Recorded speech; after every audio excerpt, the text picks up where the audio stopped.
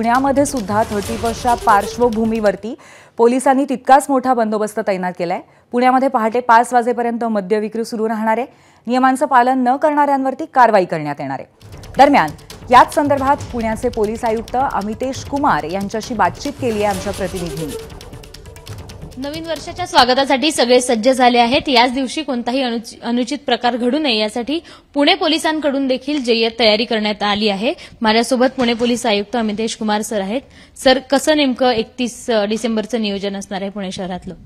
बरोबर आहे, जे गर्दीचे ठिकाण आहे, जिथे नेहमी गर्दी होत असते, तिथे योग्य बंदोबस्त लावण्यात आलेली आहे। विशेष करून जे ड्रंक अँड ड्रायव्हिंग रस्त्यावर त्यासाठी अत्यंत कडक मोहीम नियोजित करण्यात आलेली आहे आणि त्याचबरोबर इतर ट्रॅफिक व्हायोलेशन जसे rash driving, triple seat driving याचे विरुद्ध पण मोहीम स्थानिक पोलीस आणि वाहतूक शाखेची मिळून करण्यात आलेली आहे। पब्स आणि इतर बार्स जे मॅनेजमेंट आहे त्यांच्यासोबत वेगवेगळे बैठकी वेगवेगळे स्तरावर घेण्यात आलेली आहे। कोणताही नियमाचे उल्लंघन त्यांच्याकडून होणार नाही, कोणताही ड्रग्सचे वापर, सेवन इत्यादी होणार नाही।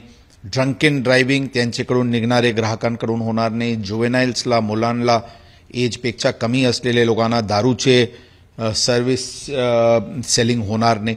अशी वेगवेगळ्या विषयावर त्यांना पण सूचना देण्यात आलेली आहे। एकंदरीत मोठ्या प्रमाणात बंदोबस्त लावण्यात आलेली आहे। सर्व नागरिकांना, पुणेकरांना आमचे आवाहन राहील, नियमाचे अधीन राहून नवीन वर्ष साजरा करावी। पोलीस दल त्यांच्या सुरक्षेसाठी सुसज्ज आहे।